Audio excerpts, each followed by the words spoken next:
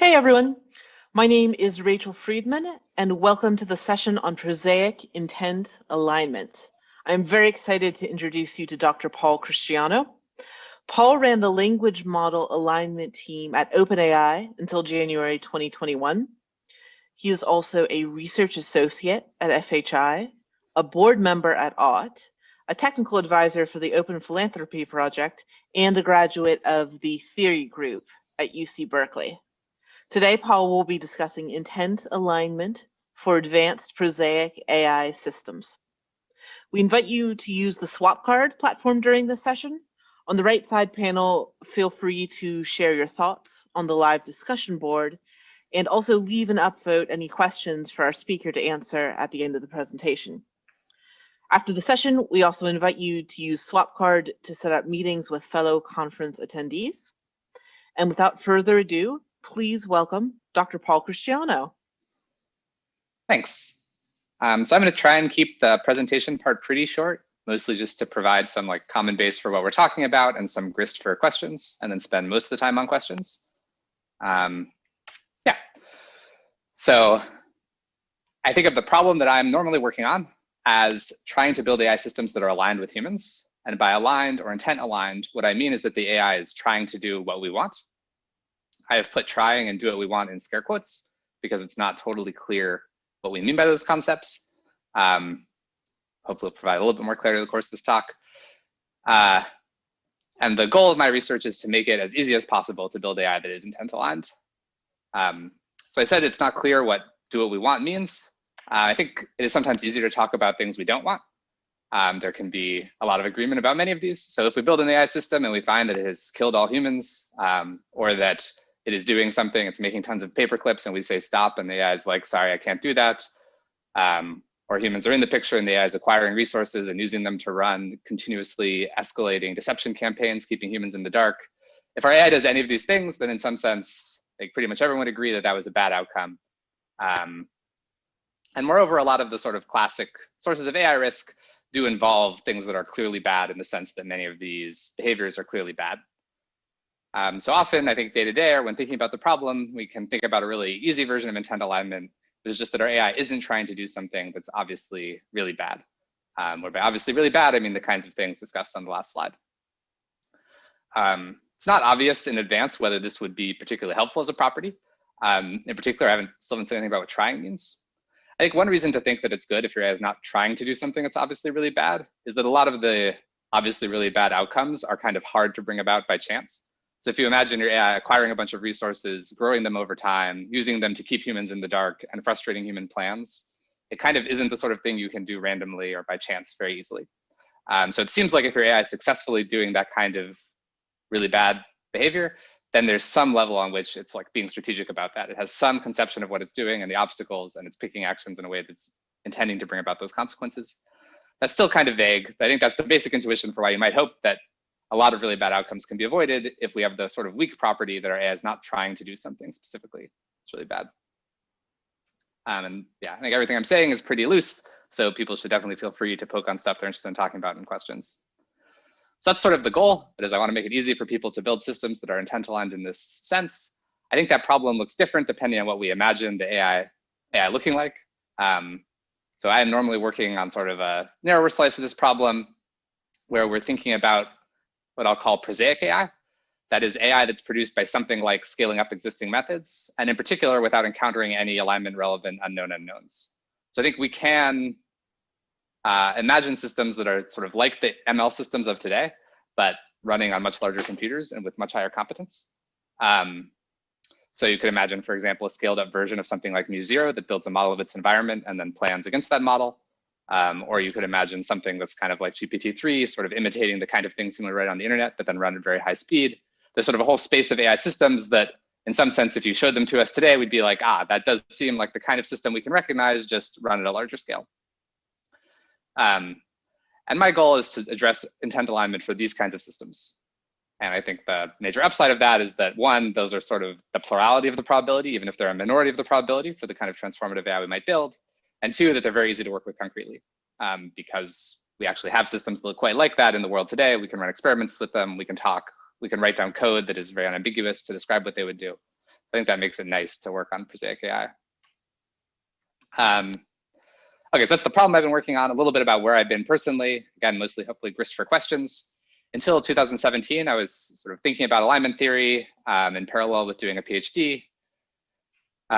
In 2017, I moved to OpenAI, where I started working on alignment in the context of modern ML systems, so mostly RL from human feedback, which we'll talk about on the next slide.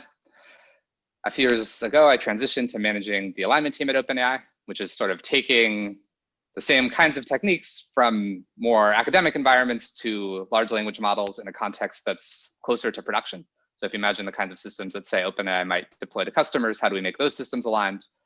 And then at the end of January this year, I've sort of transitioned back to working on theory. So in terms of the ideas I was exploring over that time period, I think the sort of baseline for me is something like RL from human feedback, which, if you're familiar with deep RL in general, is very similar, except that the reward function, the thing which the system is optimizing, is just defined by asking humans a question like, how good is this behavior? So I think that's a significant improvement over a baseline like GPT-3, but it very quickly runs into this problem that humans can't actually tell what's good, all right? So I think people disagree a lot about what's good, but everyone would agree that humans are wrong. That is, even I would agree that I can't tell what outcomes are good or what actions are good, because I don't understand important facts about the domain. I don't understand what the consequences of an AI's decisions will be. And this means it's not that great an idea, even from my perspective, to use my judgment as a reward function for a powerful ML system. It kind of restricts the competence of that ML system based on my competence. So the way that I've been thinking about trying to address that problem over the last few years is by sort of amplification or debate, so sort of two closely related ideas, both of which are based on using, in some sense, the current generation of ML systems as assistants to help us make better evaluations about what actions are good, and then sort of proceed in some kind of virtuous cycle, where as your ML gets better, your judgments get better, allowing you to train even better systems, and better by your lights. What I'm thinking about now is, again, trying to address a limitation of amplification debate as ways of improving these human judgments, which is that both of them, in like the naive formulation, kind of involve working with ideas represented in natural language. Right? So if I want my ML assistant to help me, I'm going to pose them questions in natural language. They're going to tell me things in natural language. It seems like, in some sense, I think natural language is like a universal representation format. Like anything that you can represent, you can kind of say with enough words in natural language for like, you could build up intermediate concepts, but this might be very inefficient. And so it seems like, in some sense, if you want to have ML assistants helping you make these judgments, you need to be working with something that's not just natural language. That's what I've been thinking about over the last couple months. So when I'm working, I've described what intent alignment is. That's what we want to achieve. I talked a little about what Prosaic AI is. It's like the domain where we want to achieve it. I think there's some desiderata that kind of separate a lot of the work I do from a lot of the work other folks would do. So one that's maybe uncontroversial is that I'm very interested in competitiveness. That is, we'd like to build AI systems that are not only aligned in the sense of trying to do what I want them to do, but are just as competent as unaligned AI systems and don't impose much additional overhead. So I think it's sort of nice to have if you imagine pitching that method. If you want to go to someone and say you should build this aligned AI, it's certainly nice if the aligned AI is just as good as the unaligned version. I think for me, it plays a somewhat more central role because often competitiveness is part of how you make the system stably aligned. So if you imagine, for example, ML assistants who are helping me supervise the behavior of another ML system, it's actually important that my assistants are reasonably competent. If they're incompetent, not only is the system less efficient, but also it can become unaligned. The second property, scalability, I think is also in some sense, everyone would agree is good. We all would like to make systems that keep working as you scale up the underlying ML. If you just, next year we're going to have bigger data sets and bigger computers, we don't want our methods to break down. I think I'm somewhat unusual in that I'm kind of focused on something more like indefinite scalability. So if I have some method and I say, I'm not sure how well this is going to work with the systems of next year, but I am sure that like at some point, in 100 years, this thing is going to have broken down. I'm sure that at some point as you scale up the underlying ML systems, they're going to become misaligned. I consider that to be a cause to look for new methods. I think that's mostly like a tactical choice or a research prioritization question. I think it's very reasonable to focus on confronting the problems that are going to come up this year or next year, but that there is progress to be made by sort of holding yourself to this really high standard of saying we don't want these methods to break down at any point. And then a very similar property, I don't know exactly what to call it, but I sort of like security. I would like our methods to work under relatively pessimistic assumptions. So I don't just want to have something which works in practice when I deploy it, but I want to have something that continues working, where it's sort of, in some sense, hard to tell a story about how it would fail. Even if I make very pessimistic assumptions about the situation or the context, I would like my system to remain aligned. I don't want to say like, yeah, the system probably won't be trying to kill everyone, but if things went wrong, maybe it would. I would like to say it's pretty hard to get into that case. So I think in some sense, these all make my job harder, right? These are all, we're trying to solve a problem that's not merely aligning the systems that exist in practice, but align them in a way that's competitive, in a way that would continue working, sort of even if you scale up systems very far and even under very pessimistic assumptions. But I think it's sort of appealing to work on in part because it's harder. That is, it lets you have a stronger filter on methods you're considering and then makes it sort of easier to falsify a method and say, okay, now we should look for something else and iterate until you find something that works in this very nice sense, at least on paper. Cool. So that was all I wanted to talk about. It was just me talking. Happy to move to questions now.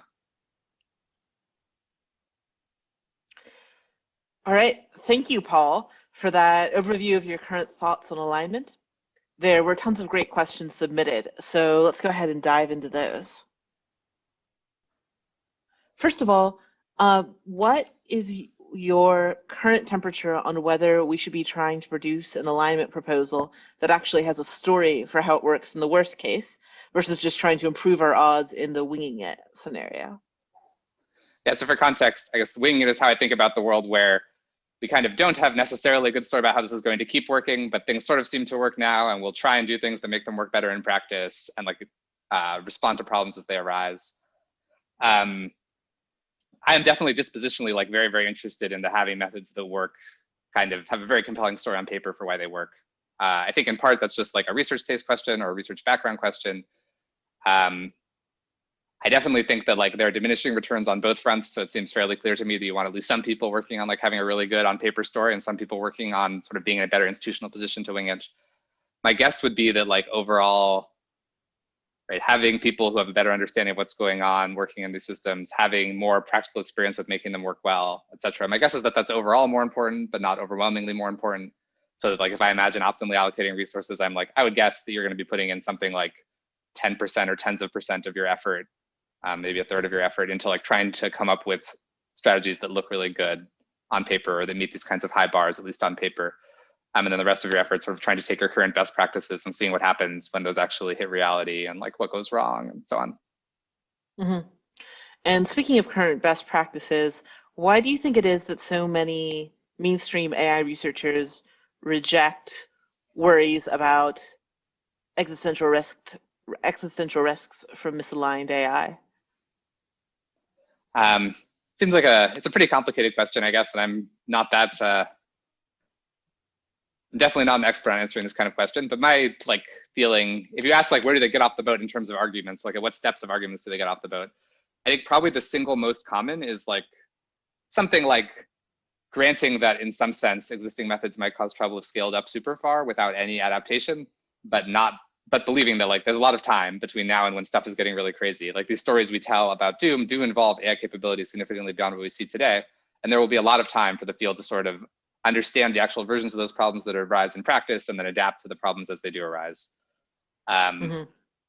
That's like in terms of where in a formal series of steps of argument they got off the boat, I think that's by far the most common. In terms of, it sort of feels to me gut level, like a lot of what's happening is people just are in a mode, which may be a good mode most of the time and may even be a good mode in this case, of like really responding to what is happening on the ground right now and like just not really engaging with the future by this kind of like slightly like an argument that's not really closely tethered to like observations that we can make and experiments we can run.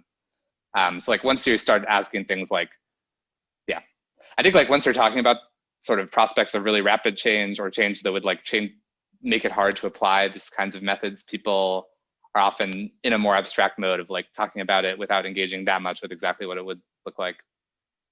Anyway, I don't know if I mostly engage on the argument side, so I have the most thought about like what step of the argument people get off on.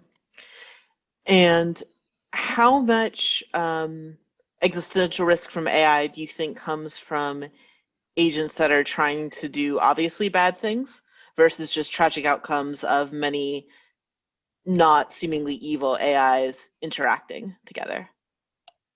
Yeah, so I guess I think of, there's sort of in my mental picture, there's like a particular failure mode that's like your AIs are trying to do bad stuff. And there's also a ton of other particular failure modes that can get you. So there's like, it turns out the like structure of human society or the deliberative process by which we ultimately decide what to value is like kicked off course in an important way.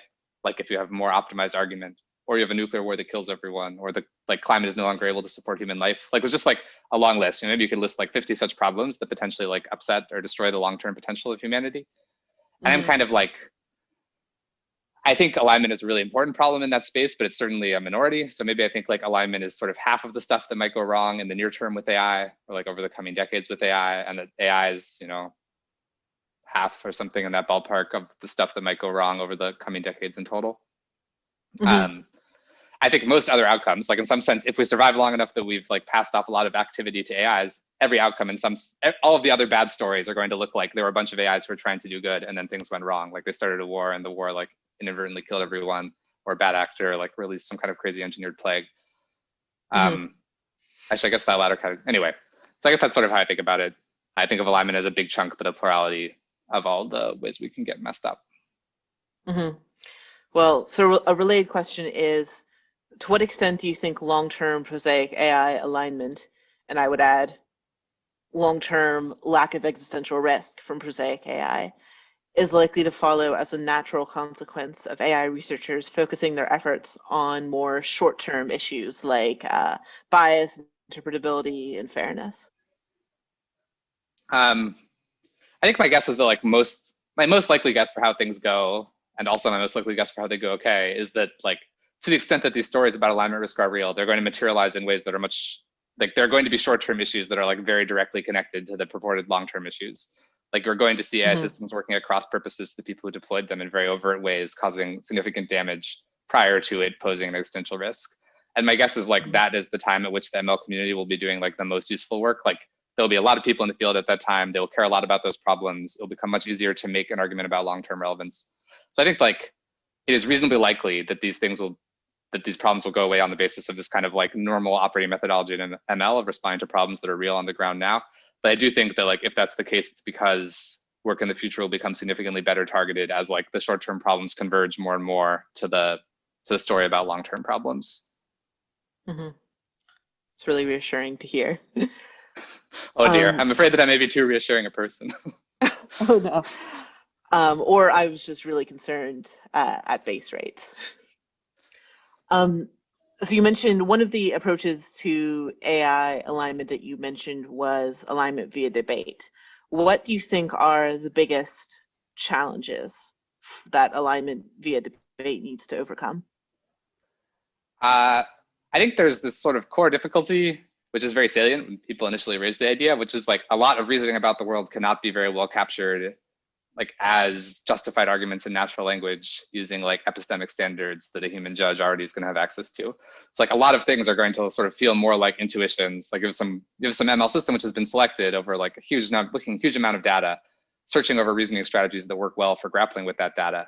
Those systems in some sense will have like pretty good intuitions for reasoning, both about the particular domain and also for reasoning in general.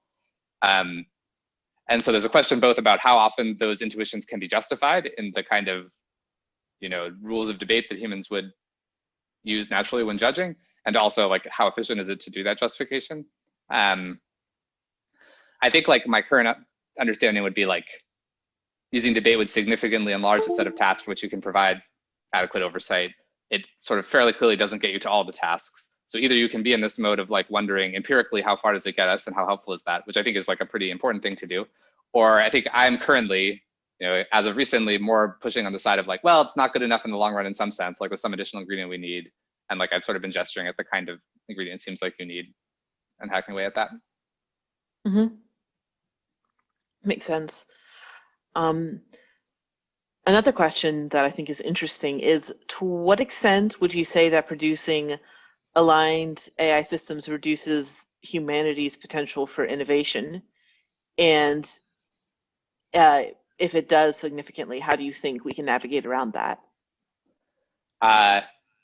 Producing, that is in the sense of like humans themselves will be doing less innovating if we've like delegated the task of innovation to machines on our behalf, or some limit our capacity for innovation, I think, agnostic to the mechanism.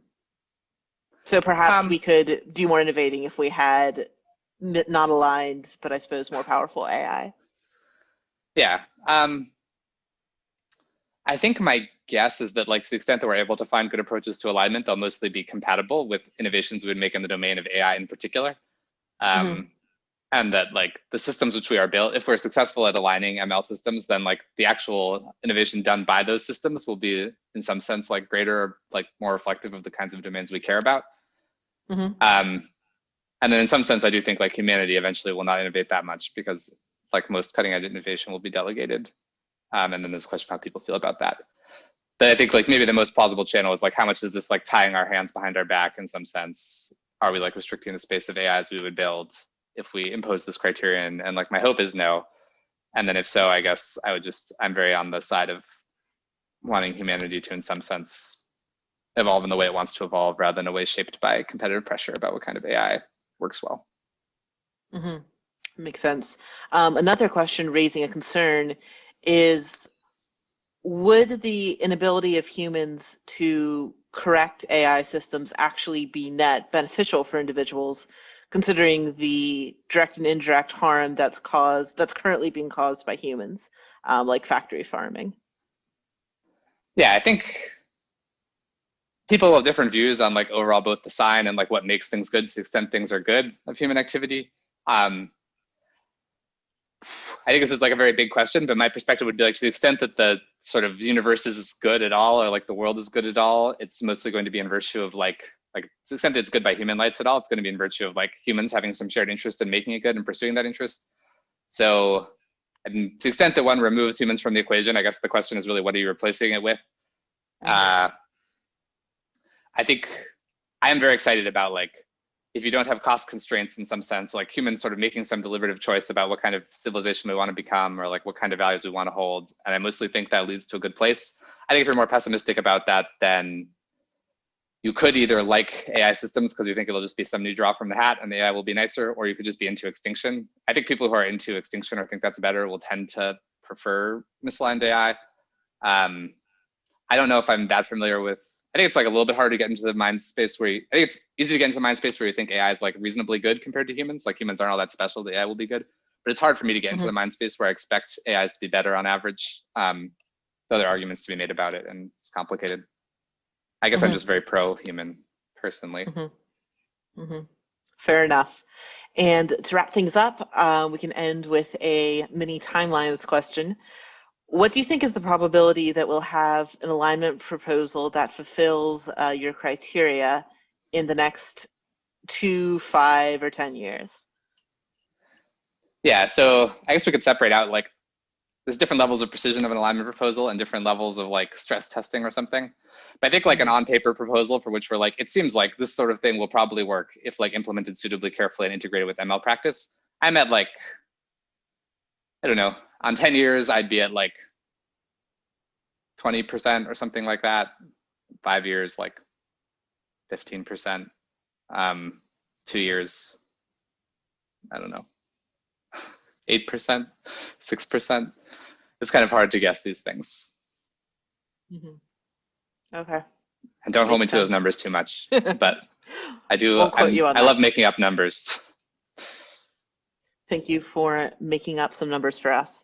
And speaking of numbers, that is all the time we have for this session. Thank you so much, Paul, for a wonderful session and for your time with us today. Thank you again to Paul, and thank you to you guys for coming. Thanks for having me, and thanks for all the questions.